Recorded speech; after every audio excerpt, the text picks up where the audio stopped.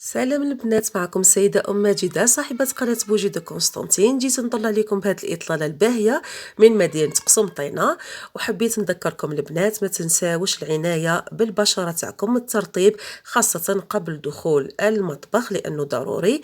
البنات ما ننساوش نأديو الفرائض تاعنا الواجبة من صلاة ومن قراءة قرآن، لأنه راهو شهر العبادة ما لازمش نقضيو معظم الوقت تاعنا وحنا واقفين في المطبخ. نأديو فرائضنا الضرورية ومن بعد سهله، يعني الكوزينه ماهيش هاربه.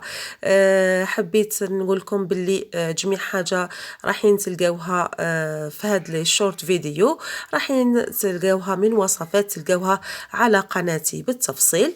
هنا دخلنا للكوزينه باذنه تعالى باش نوجدوا الفطور تاعنا. بيان سور لازم نبداو بالجيري فريك. الجيري فريك تاعنا يكون مداوي مليح، اللحم ودجاج يعني كل قديرو مقدورو، بالطماطم والفلفل الحار والدبشه. الله الله، ما ننساوش الحميص تاني من الضروريات مع الكسرة رخصيص. الله الله.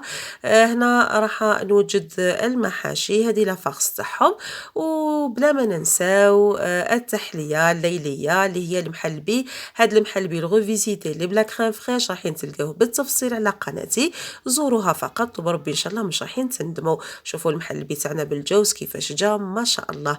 نتمنى لكم فرجة ممتعة، ما تنساوش اللايك والكومنتير. مرحبا بكم.